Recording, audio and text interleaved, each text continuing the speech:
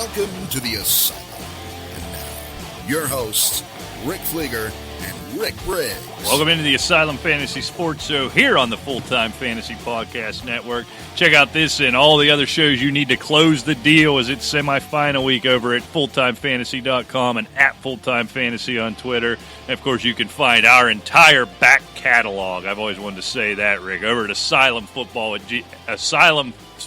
asylumfootball at gmail.com, at Asylum Football on Twitter, and, of course, asylumfantasysports.com. Easy for me to say, though. Sort of.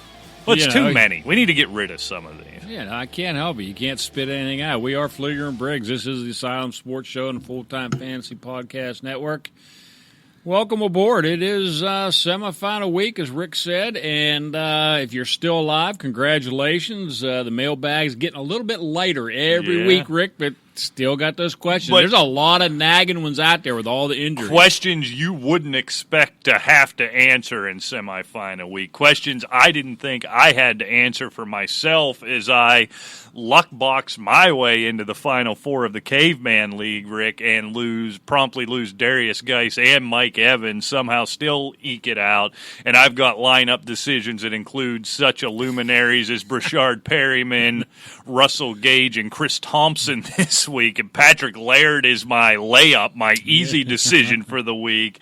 It's no bueno. I don't like it. And I think I might be in a tad bit of trouble here. When you're getting into the Final Four, competition gets a little stout, and with that lineup, the odds aren't for you. No, sure. Certainly not my favor, and I'm sure I'm not the only one. So this list of injuries, we'll just go through these right quick. It's unbelievable. To start out tonight, Rick, Lamar Jackson, insistent he will play against the Jets. Dealing with that quad, says he's good to go. My question is, if you're the Ravens, if you're Harbaugh, do you let him go? I mean, they're gonna, but would you?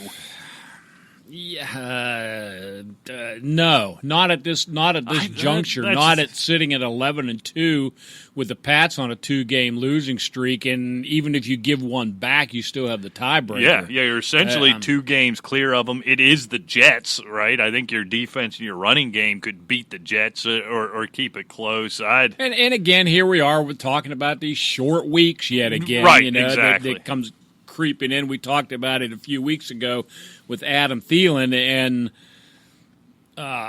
he's still never been right. But Jackson said after Tuesday's practice, quote, "I feel great, I feel good, I'm 100%. I'm going to be out there Thursday night," unquote. So he's all ready for it. Right. Here's where I'm terrified if I'm a Lamar Jackson owner in my semifinal game this week, and probably most Lamar Jackson owners are in their semifinal game this week, because where you drafted him, that was just a lottery ticket, a bonus piece right there. Is if Baltimore goes up early, I have to imagine we see RG3 real early in that game. Now, that's not to say Lamar Jackson couldn't put up an entire game's worth of points in a half or in 3 quarters. Obviously, if his name's penciled into that starting lineup, you're starting Lamar Jackson, but I'd be white-knuckling Thursday night a little bit, wondering when and how soon he's coming out of that football game. Did you see the comments Earl Thomas made earlier in the week about Lamar Jackson? I don't know. I must have missed that. He's saying the refs need to protect him a little more. And he's quoting him. He says, every time somebody hits him, like, man, he don't need to be taking those hits, unquote. Quoting again, I think the refs need to pay closer attention and protect him a little bit more, because teams are trying to, I'm not saying they're trying to hurt him, but they're going after his legs more than they were at first. Well, guess what? The Cat's got over 1,000 yards rushing. Right. Yeah, they're going after his legs when he's out in midfield running. Well, because you can't hit him anywhere else if you wanted to. I know. Number one, they need to protect him in the pocket. That's their job. Sure. The only thing by the rules they can protect him from once he crosses the line of scrimmage is headshots, right? I mean, that's nonsense. I wish somehow that it could become a two-hand touch scenario with a talent like that when he's out running, but that is the downside to a running quarterback, right? See, that is the problem. When you have somebody as dangerous as he is, and people are actually saying you have to protect him no. Then he doesn't run. Right, yeah. If he needs protection, he can't run. Yeah, now he's not allowed to run because, he gets tackled all the time, obviously, because he's running all the time. And Earl Thomas says, that's good as long as it's clean. Well, guess what? Earl Thomas should know as well as anybody out there when you're going 100 miles an hour and Lamar Jackson slides or is going out of bounds, you don't necessarily are going to just stop in midair and not make contact. And this guy is going to get hurt. It's what we've been saying since he's been drafted last year. Yeah, I mean, it's going to happen. It's going to be a short career. It's going to be a comet. But sooner or later, just like he's fearful of right now, somebody's going to take out a knee, and now we have RG3. Right, and that's exactly what happened to RG3. And realistically, I mean, you have to look at it. Once you break the pocket, once you cross the line of scrimmage, you still can't hit him high, and for good reason. And when a guy's that fast and that shifty, you're not even trying to square up, hit him right in the abdomen, because you do that, he's going to give you 3 juke moves right out of your shoes and leave you laying. That's what you're going to do. You're going to throw yourself at his leg like they do to every running back, to every wide receiver. And I'm sorry, if you become a runner, you're no longer a quarterback. The only protection you are afforded is your head at that point. How did they tackle Gronk? Right. Well, yeah, you are went going to for hit him his high. legs. You have to. And that's the danger of doing that. That's who he is. It's a huge part of his game. It's why he's so great. But that's the downside to it. It's going to be an issue at some. I just hope it's later rather than sooner. He is the classic, and not so much right now because he is setting the world on fire. But in future fantasy leagues, he's going to be your classic risk-reward. Oh, yeah, because he's going to get drafted in the, 3rd round next year in redraft leagues, maybe before, and you run that risk, right? In week 1, he's going to break the line of scrimmage on a 40-yard run.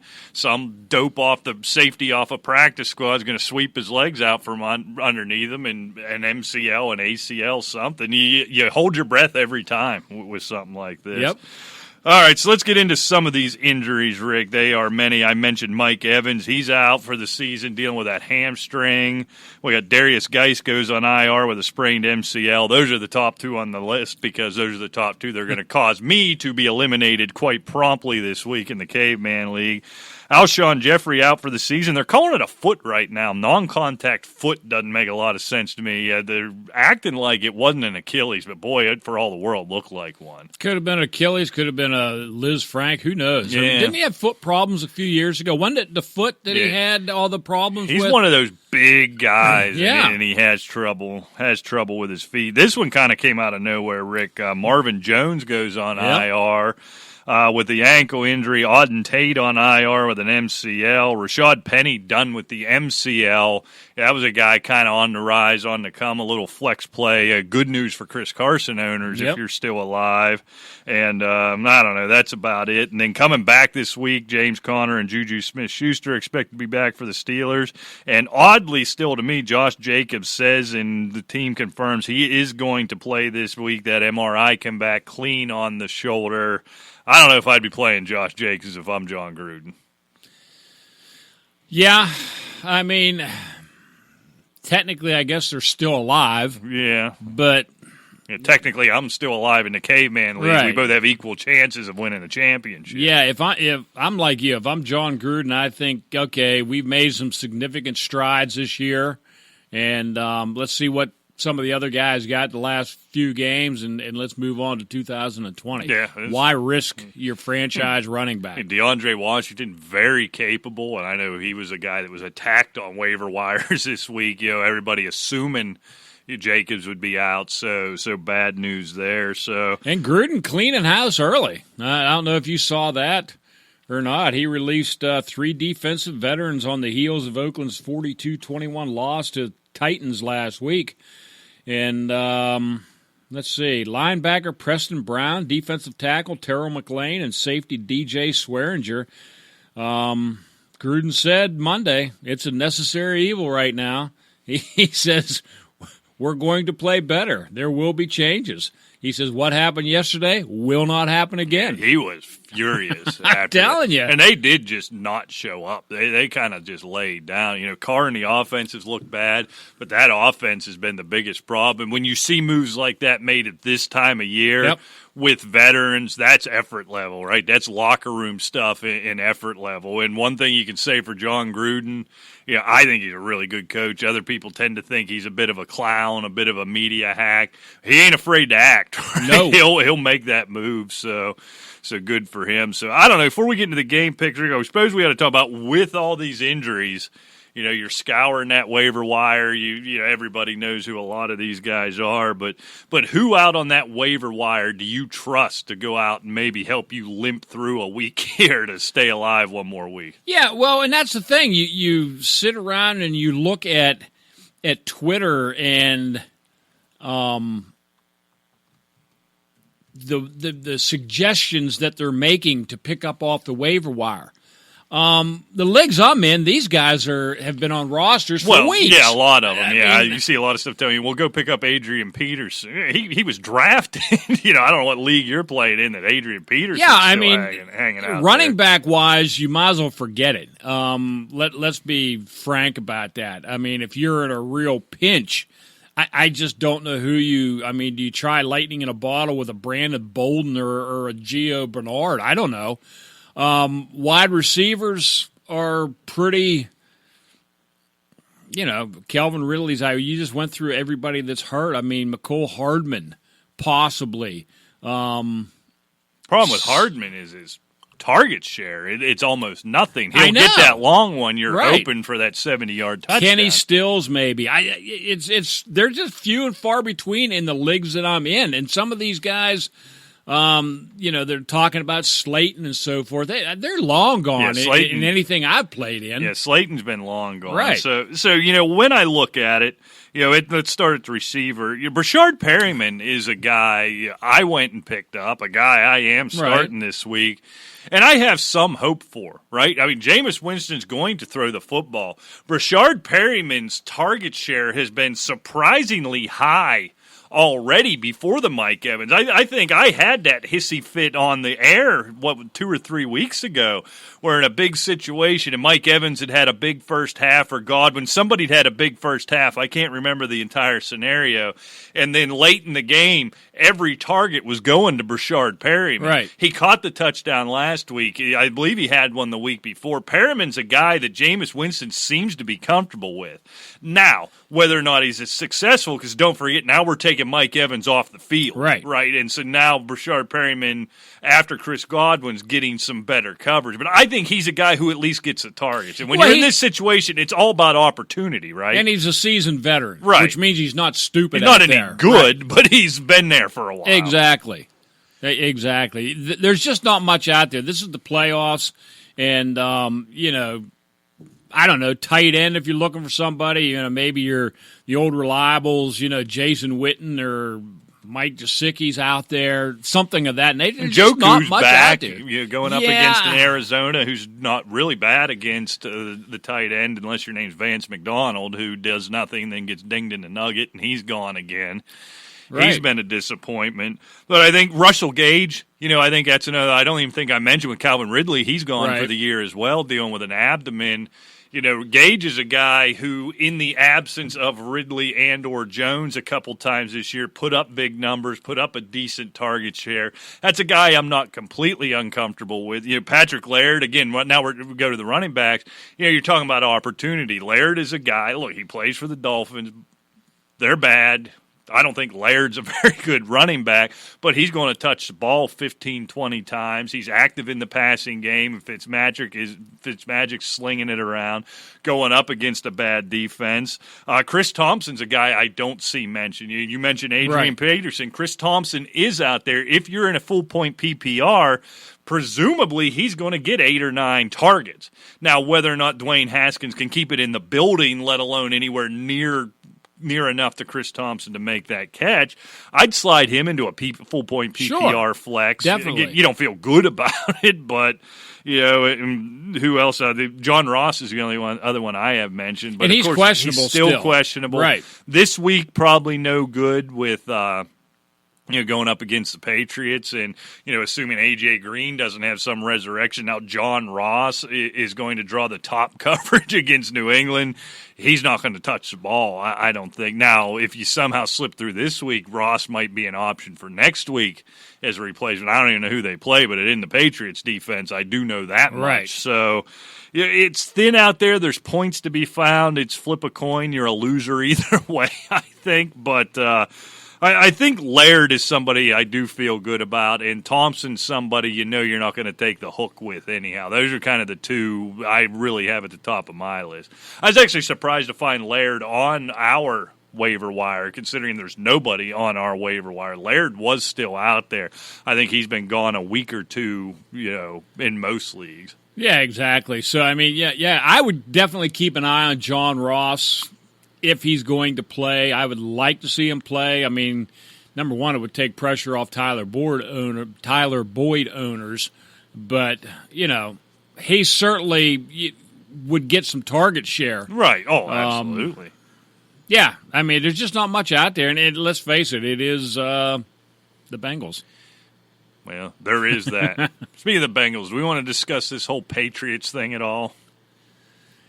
I have been kind of may put my take out there on Twitter responding to some of these. It looks like some things never change, blah, blah, blah. And you know what? They're 1-12 Bengals. I'm not a Patriot defender by any stretch of the imagination. They don't need anybody to cheat to beat the Bengals. To break the rules, maybe this guy was out there to see if anybody would say anything. I don't know. Well, that's what I wonder. But it's ludicrous to think that they think that the Patriots are sending some guy ahead to cheat to beat the Bengals. It boggles my mind.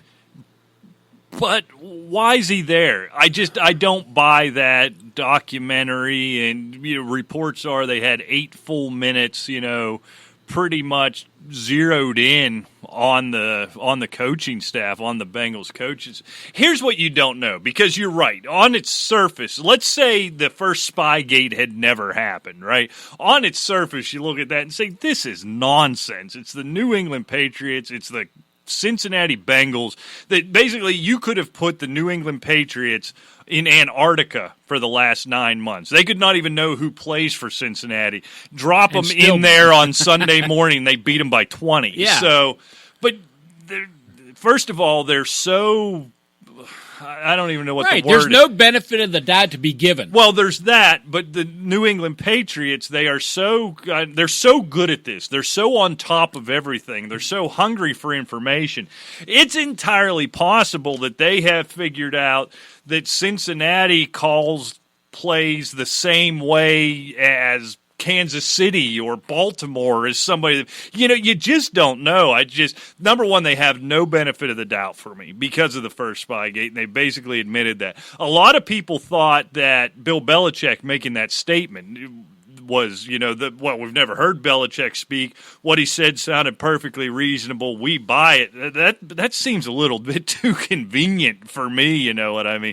I would honestly think if this was nonsense, he'd have said this is nonsense on to Cincinnati, right? The fact that they put this statement out, whether or not it was sanctioned by him or this is something the scouting department does on their own, I don't know. Something stinks. I don't know how you ever prove it. It's wild, though. It's really wild. Oh, you're bringing back old Wapner. It's been a long time. I tell you what, this could be a crime to be solved. Maybe we could solve it. I think we'll get right on it. Have Roger send us the video, and we'll take a look at it. Now, let's see if you can turn that back off. I was just waiting to have to play that whole 3 minutes of that thing because you couldn't turn it back off. So I don't know. I guess I don't care. I don't think I care. I assume every team does this, and that even the stuff the radio and in's getting stolen. Because how has that never become a thing yet?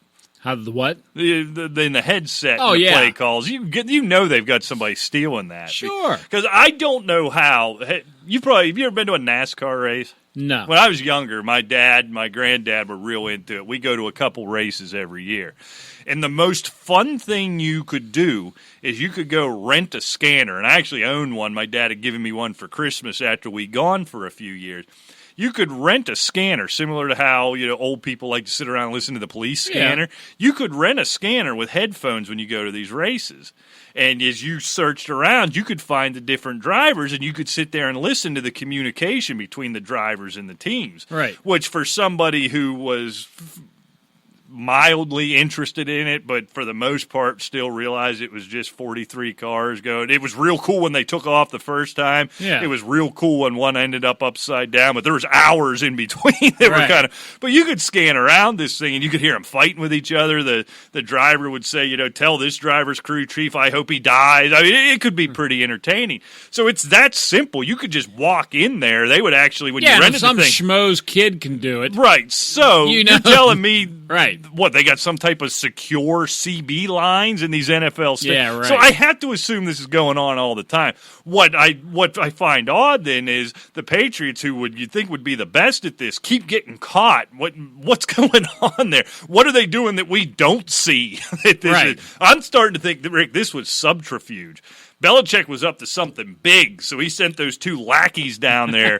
Go to Cincinnati. To start all that, and something, he's got us all looking over here, and something big's going on down there. Like that thing he orchestrated getting all of Kansas City's equipment flown to New Jersey instead of New England. I like how all those conspiracies came up on the Twitter. Well, he's a powerful man. You just got to stay off the Twitter.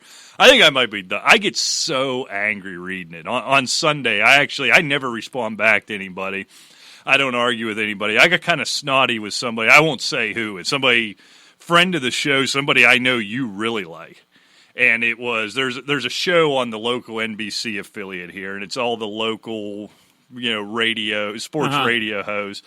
And they put questions out on Twitter, and you respond, and sometimes your answer gets highlighted. Yes, I did see that, yes. I do it to advertise for the show. I get our name out there. Actually, the last 2 weeks, we got called out on it, on the big screen, not just the side scroll. That's why I do it. It gets your name out there. So the question was, how confident are you now that the Steelers, with where they sit, not only make the playoffs, but make a run in the playoffs? In my response, I thought it was so innocuous. I said, look, with this defense and being in the position they're in, I'm relatively confident they can make the playoffs. And when you play defense like this, you can, and here's my quote, maybe steal a wild card game. Right. This is somebody we like. I remember that. We respect. And this guy, within seconds, says, the Steelers have one win against with teams with a record above 500.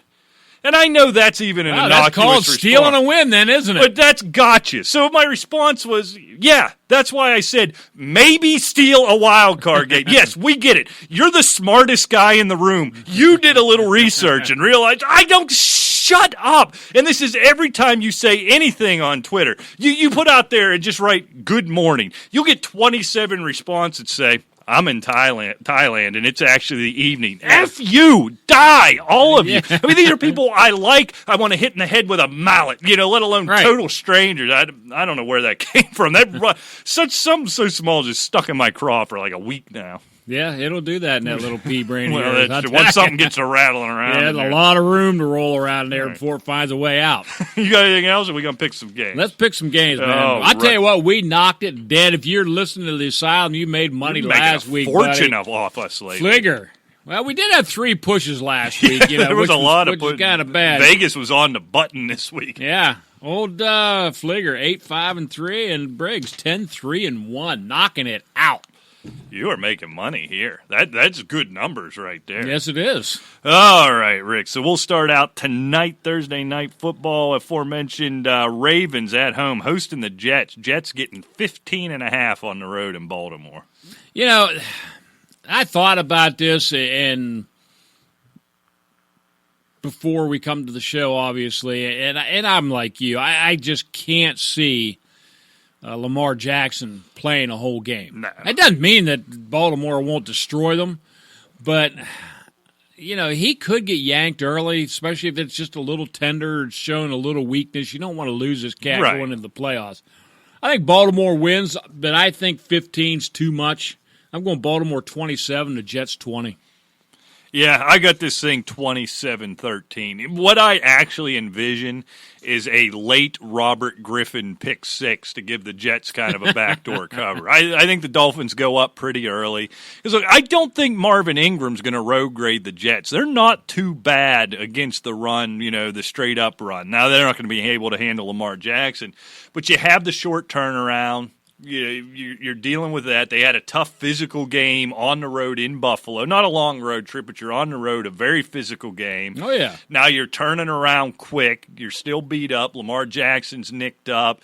Playing a team and that's with nothing one reason to lose. why I don't like that 15 with the 3 days. Right, exactly. If anything happens if this game was Sunday at 1, I'd lay that. Right. Although if this game was Sunday at 1, that line might be 19. Yeah, you know what I mean? This point. might reflect that. So I'm going to take a Ravens win here, but a Jets cover 27-13. All right, the Patriots with all that extra knowledge in their hat now on the road in Cincinnati, laying 9.5. Yeah, and I'll tell you, with all that extra knowledge, you'll probably win 72-1. But I'm going New England 30-20. I'll have them win and cover. Yeah, I don't think this one's close. And now they're going to want to prove, oh, yeah, you think we need that? Watch this. Yeah. And where I get nervous is maybe even against the Bengals, I'm not sure they have the offense to put up enough to really blow them out, but they might score 3 defensive touchdowns. That's true. I'm going to call it 30-13. I'm not sure it's even going to be that close, but yeah, I got a Pats winning cover. All right, Rick, the Bucs without Mike Evans on the road, laying 3.5 in Detroit. I tell you what, with Stafford gone, Detroit is just a shell of a team it was. And Winston's got nothing to lose.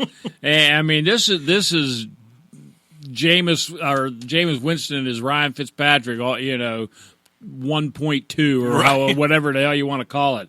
I like Tampa Bay 32, Detroit 24. Yeah, I never feel good betting on the Bucs because they could play anybody to overtime. They could beat anybody in the league by 30, and they could lose to anybody in the league by 30. No Evans, potentially, they're not saying it, but potentially Jameis playing with a broken thumb, but going to play through it.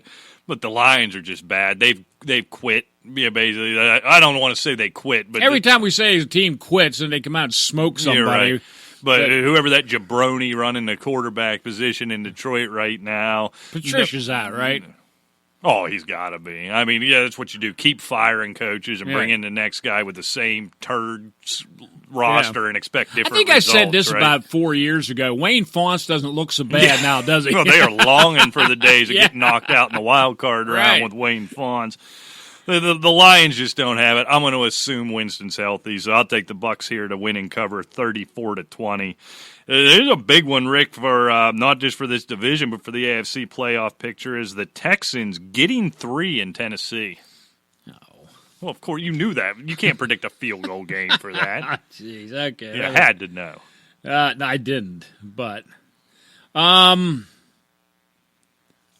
I just have to ride the Tannehill. It's 26-24, Tennessee over Houston. I'm going Tennessee win, Houston cover. Yeah, look, the Tennessee Titans look for all the world like the real deal. I think deep down in and it wouldn't surprise me they blow them out. Right. And deep down in the subcockles of my heart, I have a hard time still buying that the Tennessee Titans are a good football team. But what all they have demonstrated over the last month is they're a good football team. So I'm going to ride that train. I hate betting this division. I wouldn't put my own real money on this one. So I'll take the Titans here to win and cover 29-24 just for that reason. Then the weird thing is the Texans got to have one here. Yeah, they do. Losing to like that. We talked about it being a letdown game. I both believe I don't think either of us picked Denver to win. No, I actually did take Houston, but you went the other way and were correct on that one. Boy, did they ever let down. So yeah, they really got to have this one. All right, speaking of those Broncos, Rick, they're getting 9.5 heading into Arrowhead. Okay, where is that? Yeah, and I'll tell you what, the way Denver's playing right now, I don't think they're as good as Kansas City. Believe it or not, that's a real that's bold. Hot take. That's bold. But I don't think they're 9 worse, quite frankly, even in Arrowhead. Kansas City played a great game. Could be a little bit of a letdown coming back. They basically have the division wrapped up. I'm going Kansas City to win, but I'm going to have Denver cover 24-20. Yeah, boy, we are just in lockstep so far this week. I see it the same way. I'm buying into Drew Lock. Like, I'm not ready to crown him yet, but kid's feeling himself a little bit. Just won a big game on the road and going on the road and has a chance to do it, and against a lesser defense this week. So obviously Kansas City's got to have it. They're going to find a way to win this game, but I think it's close. 9.5 is too much, so I'll take the Chiefs here 30-21 all day, and I'll do that one with real money. Yep. All right, Rick, the Dolphins getting 3.5 taking on the Giants in New York. Yeah, they're already talking about Daniel Jones very likely will start if he's healthy enough. That just makes it easy for me. I'll go Miami outright 28-24. See, I see this one. At some point, Saquon Barkley's got to have a Saquon Barkley week, doesn't he? For some reason, I just have that feeling. He seems flustered. Daniel Jones, I think as much as I love Eli and root for him, I think Daniel Jones. Well, the funny part is even the bad teams know to stop the Giants. You stop Barkley, that's true. And nobody else can beat them. Yeah, so I got a vibe on this one. Things have been rolling too good for too long with Fitzmagic. He's due for a 6-interception clunker. I'm just getting the feeling these things are going to kind of come together here. I think the logical thing would be to take the Dolphins in the points. I'm going to take the Giants here. Now, I'm going to take the points on the Dolphins, so I'm going to hedge myself. So I got the Dolphins covering, but I got the Giants winning this thing 24-21. All right. All right, Rick, the Eagles after that just amazing overtime victory over the aforementioned New York Giants at home. And that really hurt because that was my upset special, and by all rights, you had it for a long time. The Giants should have won that game, but Philadelphia is a mess offensively, especially. They have no wide receivers. Zero. Actually, they had one to finish up that game last week. However, in this mess of a division, Washington is not very good. I'm going Philadelphia 23, Washington 21. So that'll give you, a Philly win in the skin cover, correct? Yeah. I don't think I ever actually said it's the Eagles laying 4.5 on the road in Washington. So I think they blow Washington out. Washington's been game. They played well up in Lambeau last week. For some reason, though, go back and look over the last 5 or 6 years. No matter what dreck Washington rolls out, it seems like they play the Packers every year and always beat them or play them tight. There's something weird with them and the Packers. I don't buy it. Haskins nicked up. Derrius Guice gone. I got the Eagles actually running away with this thing 30-13. Yeah, see, I just can't force myself to see them running away with anything with that offense. You wouldn't think. And lest anybody forget, I predicted Philadelphia to win 13 games in our preseason prediction show. So maybe you oughtn't to listen to me when it comes to the Eagles. Perhaps I have some type of bias there I'm unaware of. Maybe a tad. All right, Rick, the Seahawks on the road laying 6 in Carolina, who have just tanked. They really have. And coming off that loss, I like Seattle. I got Seattle 31, Carolina 21. So that's Seattle win and cover. I think they're a much better football team right now.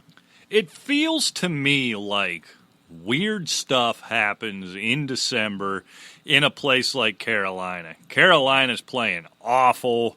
Seattle played awful on Sunday Night Football. They're in a gots-to-have-it situation. This is based on absolutely nothing but gut feel. I don't know why. You ever get the weird tingle? You ever look at a game and something just is stuck in the back of your head? Rick, my upset special of the week, I have the Carolina Panthers winning this game outright in what's going to be a shootout, 34-31.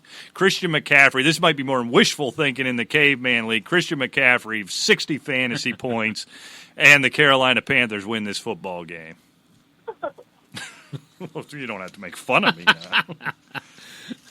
Hey, it's very well that they could. 1 o'clock game on the East Coast. Maybe I can hang my hat on it. I don't know why. I got a weird feeling about that game. I have no clue where it comes from. There's no excuse why Seattle shouldn't blow out Carolina, and maybe that's why I feel the way I do.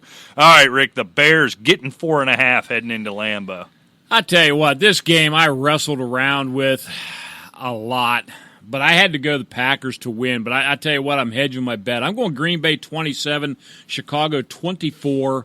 The weather's not going to make any difference to either one of those No. teams. They could care less. They don't like each other. It's a division game.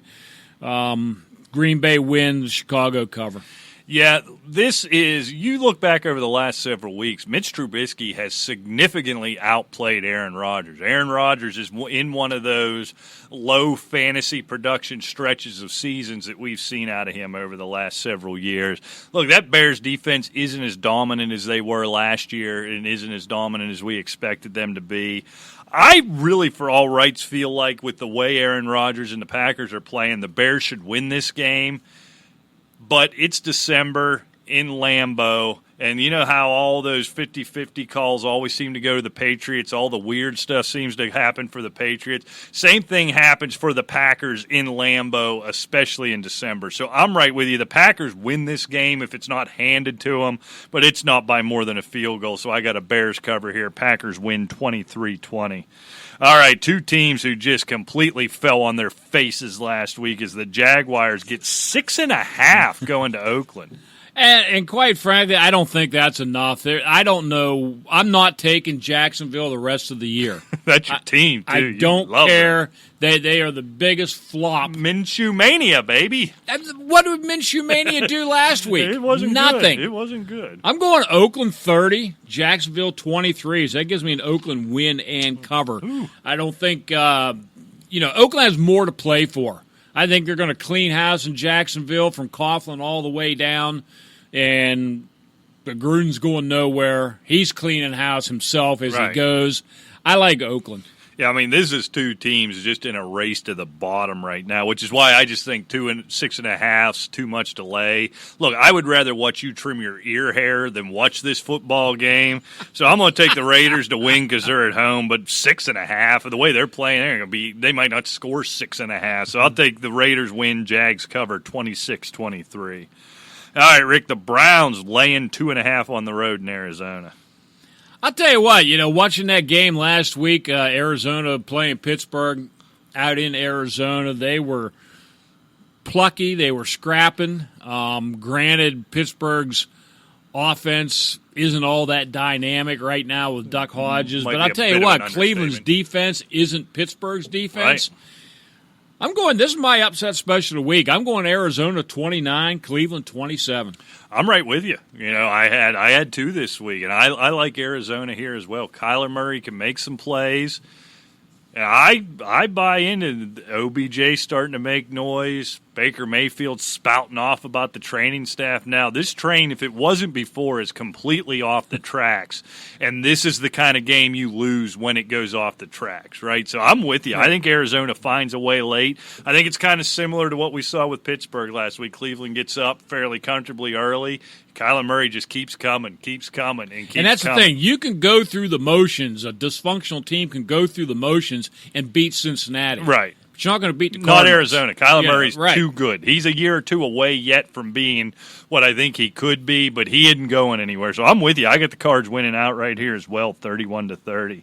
All right, Rick, the Minnesota Vikings, surprisingly low to me, only laying 2.5 in L.A. taking on the Chargers. Yeah, I mean, it is a road game, but I think that actually benefits Minnesota in a way. They've given up on the Chargers. Right. They're moving, blah, whatever. I'm going Minnesota 27, the Chargers 25. They'll find a way to lose it somehow, even though they had the blowout win last week. It was Phil Rivers' birthday, so they had to do something nice for him. I'm going Minnesota 27, Chargers 25. Is Minnesota win and cover? No, that's a excuse me, that is a Charger cover. Yeah. 2.5, yes. So I got the Vikings winning and covering this thing. I think it's 28-24. This is, and you wouldn't think, sitting at 9-4. Boy, talk about the difference in the AFC and the NFC this week or this season. This is a gots to have it for Minnesota. They're in danger of being on the outside looking in here. Meanwhile, somebody at 6-10 is going to win the NFC East, but that happens from time to time. The Minnesota is in dangerous water. The Rams are coming. The Bears are still there. This is one you got to have. You go out to that soccer stadium that's going to be half full of people who don't care and the other half people wearing your colors. This is one you absolutely have to have, and I think they get it. They've got to keep pace here. So I got them 28-24. You're right. You have Seattle at 10-3. They're already a game behind them. Right. Okay. The Rams, they were my upset special last week over Seattle. They're only a game back. And let's face it, Chicago pulls off a win against Green Bay. Now all of a sudden they're only one back. Right. So they're I mean, coming. it's somebody's going to be 11-5 maybe and not make this thing. Meanwhile, either the Titans or the Steelers are going to make the playoffs in the AFC. So you have years like that. All right. Speaking of the Rams, Rick, they're laying 1. They're 1-point favorites on the road in Dallas. And the way the Rams are playing right now, that's an easy pick for me. I'm laying it. I got the Rams 28, Dallas 20. My pick on this game has nothing to do with how I think the game's going to go. I picked Philadelphia to win, so I've got to pick Dallas to win because this thing's going to come down to that game next week when Philly plays Dallas. So I think the Rams should win. I think the Rams are a better football team, especially right now. But the way that division's going, they've got to keep pace, so for TV, that game makes sense for next week. So I'll take the Cowboys here 30-23. So that's a Cowboys outright win. I got a lot of upset picks this week. You do. All right, Rick, the Falcons getting 11 on the road in San Francisco. Okay, where's that game? Oh, there it is. They're getting 11, and, believe it or not, I think that is enough. Even with Calvin Ridley out, Matt Ryan can put up some points. I think San Francisco wins easily, but I'm going 38-28, so I'm going to take a 49er win and an Atlanta cover. Yeah, I booted that one around a lot, but San Francisco, what they've done the last couple of weeks. Now, it looks like Richard Sherman's going to be out, the linebacker's going to be out, so I think the Falcons find some success offensively, even without Calvin Ridley. That said, boy, the way that offense is rolling right now with what Jimmy G's doing, the running game, Mostert's just taking this thing over. If there's questions in the mailbag that Mostert's a part of, the answer is Mostert, and we can quit talking about it. And Kyle Shanahan actually finally said that, I believe, Tuesday or maybe Wednesday. And you talk about us becoming this one dithering, slobbering old man combined. I have not one Mozart question. I answered Mozart. Yeah, Mozart. Start him. Don't. I mean, what are you going to do? Just and Shanahan actually come out and said, "Look, my plan was to kind of keep this thing even, keep everybody fresh. But what he's doing, I don't have any choice." And when a coach says that, that's like saying, "Okay, we're going to keep it even between Barry Sanders and Jordan Howard." But when your plan going into the year, you know what I mean. But what he's doing right now. So I think the way that offense is going, I think they get one late and find a way to cover this thing. I don't have a lot of faith in it, but I'll take the 49ers to win and cover 31-17. All right, Sunday Night Football, Rick, a game I will most unfortunately be in attendance to, as I've got a friend coming from out of town. We'd agreed to meet at this game when we thought it was going to be a 1 o'clock game, and now I get to sit down there in 90-mile-an-hour winds and 18 degrees at night in Heinz Field. The Bills getting 2 on the road in Pittsburgh. And wow, I want you to realize. Oh, here are you going to tell me how warm and I'm going to be in my leather easy chair. I hate going to NFL games. I'm going to have wing sauce in my whiskers all over me, beer sliming everywhere, and I'm going to be. I'll probably be wrapped in a blanket. It's going to be great. Anyway, shut up. What was the line? Bills +2. Bills +2. Okay. What are the odds you picked a 2-point game? I did. I had Pittsburgh 22, Buffalo 20. I'm going 22-19. I think Pittsburgh defense is that good. Look, Buffalo's defense is good too, and this could be a real slobber knocker. But I think it's going to be a great game, and it's much-see TV, quite frankly. I'm going Pittsburgh. Kind of a long shot. I'm taking them 22-19. Yeah, I predicted it last week with Arizona. I was dead wrong on that one. I honestly don't know, Rick, how the Steelers score at all against this Buffalo defense. Look, the Buffalo offense is going to struggle with the Steelers, but Josh Allen can make a play here and there. John Brown can make a play. I don't know what the Steelers do to score points here. So. No, I know. We have to be realistic. Buffalo has scored more points, and they've given up less than Pittsburgh. So I just something in my gut tells me the Steelers find a way to win this game. It might be the fact that the last 6 weeks it feels like they've done that, somehow.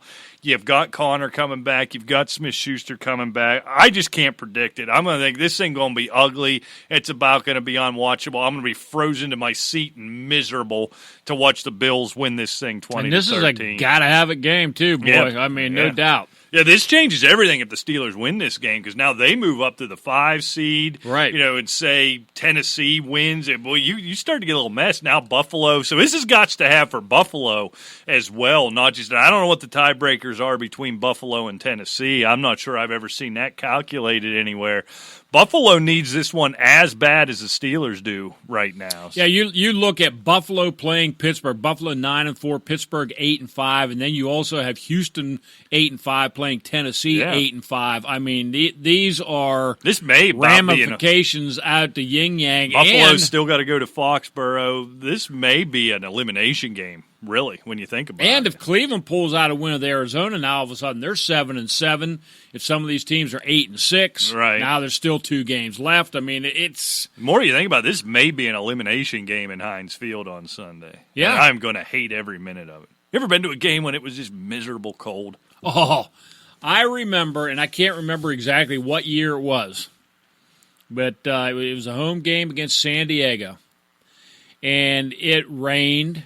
It sleeted, it snowed, and it blowed, and it rained, and sleeted, and snowed some more, and San Diego beat the Steelers like a drum. It seemed like I was there for 12 hours. Yeah, I have too. There was one, I believe, if it wasn't Cordell Stewart, it was Kent Graham. I mean, we're going back a little ways. Was the Steelers quarterback, and a buddy of mine. We used to go around. We go to Buffalo, we go to Cleveland, we go to Cincinnati, anywhere we could drive to. We couldn't afford plane tickets or hotels back then, and we went to a game in Cincinnati, and we were in the upper deck, and it was I can't remember what it was below zero, but I have never before sat there, and at one point you're sitting. Yeah, you're afraid to move. Afraid to move, you're frozen. And I remember at halftime getting up to go to the bathroom and get warmed up. My boots, and I was wearing hunting boots, so like rubber-soled hunting boots, had frozen to the concrete underneath my feet. Yeah. It took effort to get them up. And then the other one, I was way up top in the bleacher part in the end zone of Heinz Field, the famous, it was the Super Bowl season, the snow game against the Bears where Jerome Bettis ran over Brian Urlacher. Yeah. Now, it wasn't real cold that day, but it was one of those rain-snow mix, and the Steelers finally got up double digits with about 5 minutes ago. I never leave games early. That's something I'm passionate about. I looked, my wife had come. We were married. We had just gotten married. She was sitting beside me, and she knew better to ask, and I looked over at her, and she is soaked, just looks like a drowned rat and shivering. And you remember the scene in Christmas Vacation where Aubrey's eyes froze open and her mouth. This is what she looked like. This is the first game we ever left early. I was confident the Steelers won. And I think it was right at that 32, 33-degree mark, but that snow would melt and just soak you. And so it's awful. And this is what's going to happen to me Sunday, and it's going to be terrible. Yes, it will. And I'm going to be warm, cozy, and drunk. Well, you might die, though. So drink yourself. I'll be to warm death. and cozy. That would be the way to go. You may die too, but you'll be cold with and shivering. A belly full of cheap beer and wings in your chair. That's the way to go. Yeah, man. All right, Monday Night Football, Rick. The Colts plus 9.5 in New Orleans. I don't think it's enough. I think after that loss, I think the Saints are going to beat them like a drum. There's something about the Colts. They're starting to fall off a little bit. I'm going New Orleans 35, Indianapolis 24. I'm predicting letdown here a little bit. That was such an epic, such a classic with San Francisco last week. I think they find a way to win this game. Here's how I'm predicting this game goes. I think the Saints come out flat, and I think you see Indy get up early in this one, and then Drew Brees brings them back. So I got the Saints winning this thing because they got to have it, too, with that shuffle at the top of the NFC. What you're not going to have is Adam Vinatieri kicking a game-winning field goal or missing one. No. Because he's done. Finally. But so I got the Saints here, 33-27. So that is a Saints win, but I do have a Colts cover with the Saints making the comeback. All right, Rick, get it out. Hang on.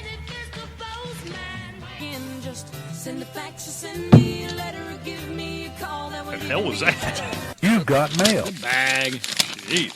Oh, you said it was about empty this week. Well, It's awful noisy. somebody's mailed us a brick. I don't blame them. And They they threw it told- through the front window of the They, studio. they told Fleeger to pack it. Okay. AsylumFootball@gmail.com, @AsylumFootball on Twitter. Yeah.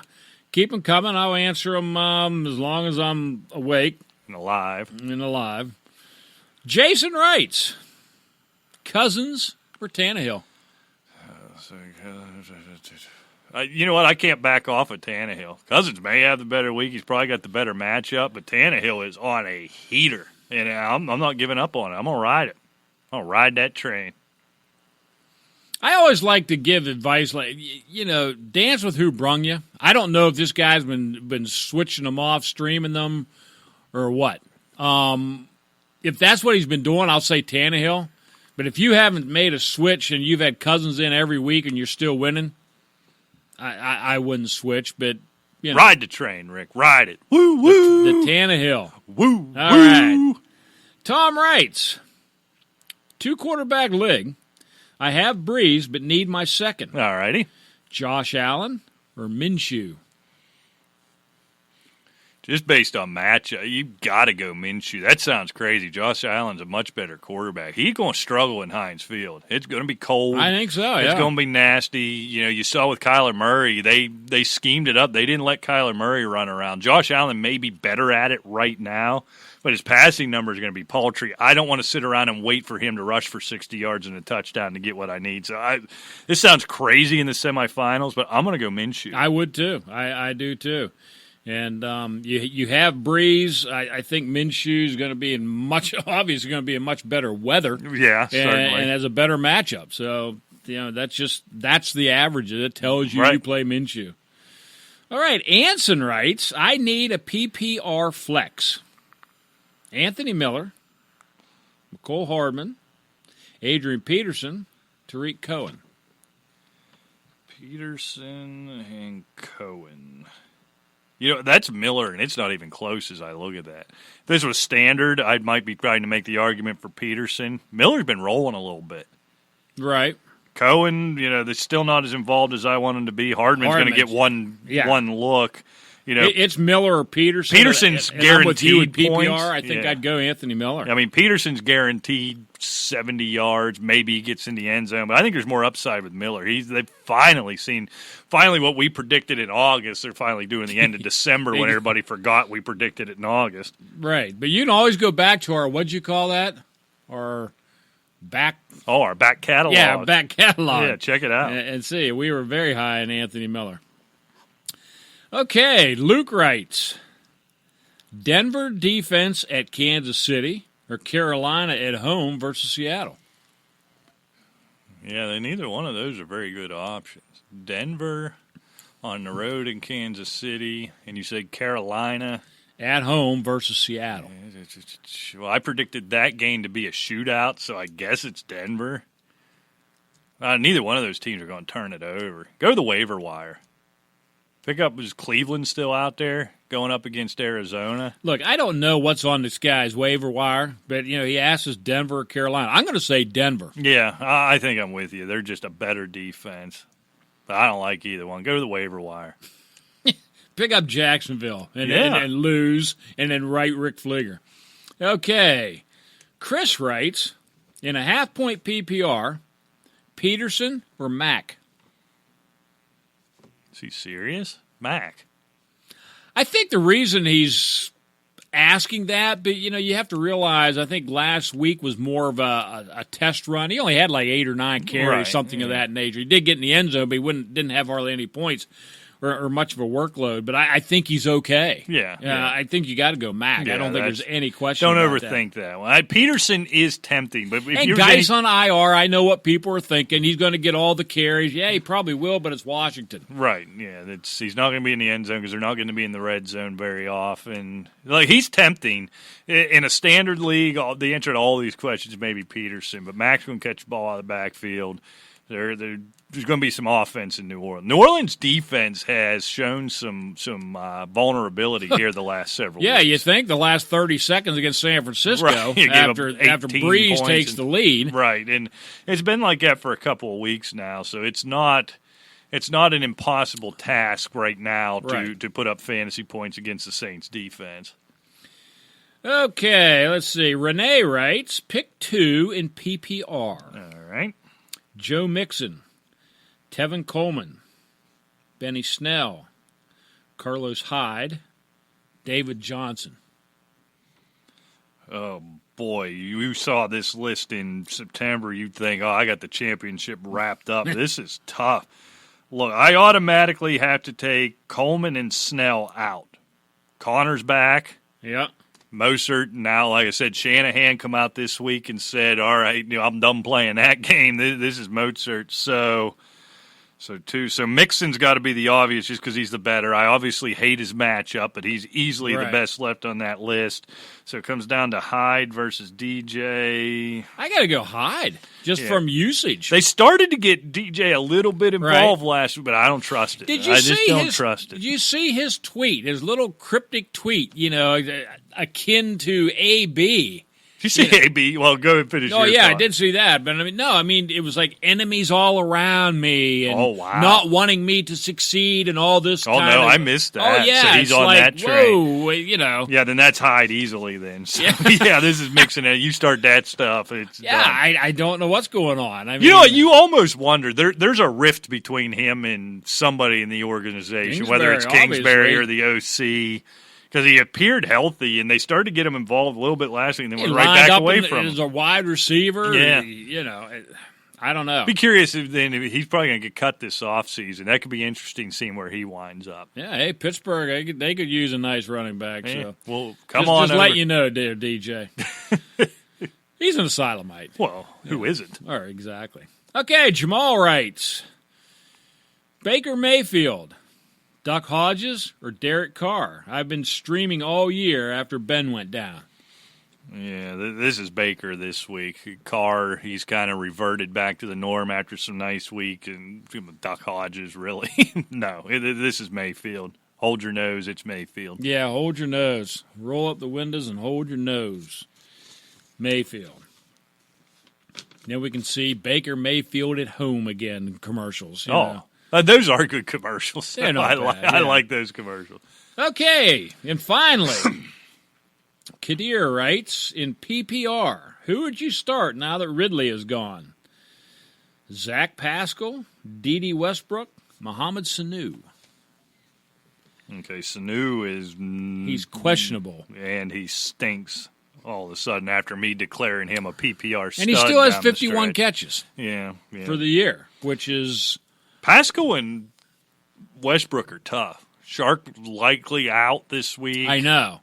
That makes that. Westbrook's always but there's been weeks we've pinpointed this is going to be a Westbrook week and he hasn't done it. I'm not going to be fooled again. Give me Pascal. I'm not going to overthink this. I've done it. We've both recommended Westbrook a couple of times and got burnt. I'm going to go with Pascal here. It is tough. I mean, T.Y. ain't coming through that door anytime soon. So no, he's not. And you know what? Westbrook is still kind of dinged up. Just pulling him up, he's actually questionable as well. Yeah, go Pascal and don't even think about it. Yeah. Don't overthink it. Yeah, exactly. All right. Okay, that is it, my man. We got home. Yeah. Woohoo, let's do it. Well, hey, if you are still alive this week, good luck. Rick will answer all your questions right up till kickoff at Asylum Football, asylumfootball@gmail.com. And, of course, check out everything over at Fulltime Fantasy, fulltimefantasy.com, and at Fulltime Fantasy on Twitter. Good luck this week. Get ready for next week, Rick, as it will be our holiday, I don't know if you could hear that, our holiday drinking show. Little light on the football, real heavy on Rick being a drunk idiot. Rumor has it, Alejandro is going to stop by. He's on vacation from his competitive dance tour. He may be here. I'll believe it when I see it. But until then, we'll see you. Take care.